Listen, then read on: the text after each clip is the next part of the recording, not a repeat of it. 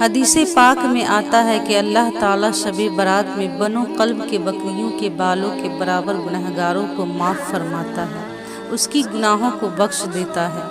لیکن کچھ ایسے بدبخت گنہگار ہیں جو اس رات میں بھی نہیں بخشے جاتے ہیں، جیسے شرابی، زنا کرنے والا، والدین کا نافرمان نہیں بخشے جاتے ہیں۔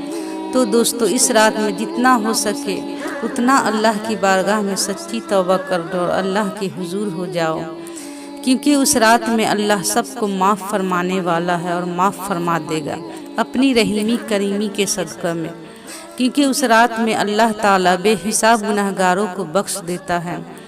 ہمیں اس دنیا میں ہمیشہ کے لیے نہیں جینا ہے، اس لیے ہم سب کو چاہیے کہ اس رات میں ہمیں توبہ کرنے کا موقع ملا ہے، اللہ سے بخشش کرنے کا موقع ملا ہے، تو اس رات کو غفلت میں نہ گزارے۔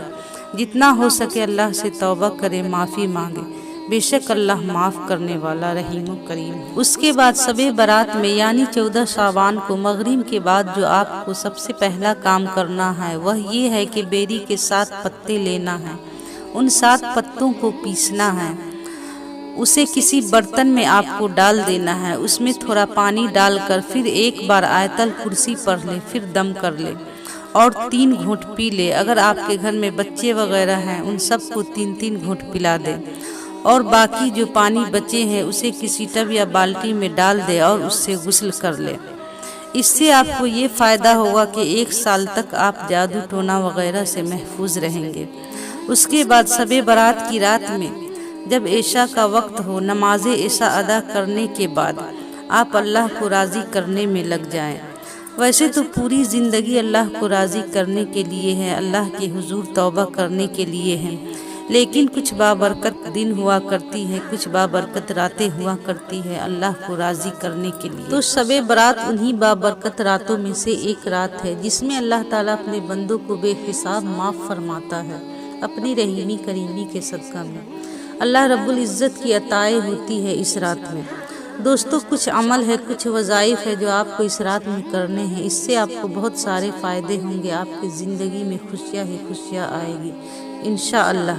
عمل یہ ہے کہ آپ کو 1000 مرتبہ دعائے استغفار پڑھنا ہے، وہ ایسے کہ استغفر اللہ تعالی ربی من کل ذنب و اتوب الیہ۔ اگر آپ اتنا لمبا نہیں پڑھ سکتے ہیں تو صرف استغفر اللہ ہی پڑھیں۔ یہ عمل اپنے گناہوں سے اپنے دل کو صاف کرنے کے لیے ہے۔ اگر زیادہ پڑھ سکتے ہیں تو زیادہ پڑھیں، آپ کو ہی فائدہ ہے۔ دوسرا، اگر آپ مریض ہے یا آپ کا خاص کوئی بیمار ہے تو اس کے لیے آپ کر سکتے ہیں، اپنے لیے بھی کر سکتے ہیں۔ یا شافی یا کافی، یا شافی یا کافی 1000 مرتبہ پڑھیں۔ اس کے بعد گھر میں رزق میں خیر و برکت کے لیے یہ عمل کرے، یا غنی یا مغنی یا واسط یا رزاق 1000 مرتبہ پڑھے۔ یہ مختصر سا وظائف ہے، انشاءاللہ ان کے بہت سارے فائدہ آپ کو ملے گا، آپ کی زندگی میں بہار آ جائے گا انشاءاللہ۔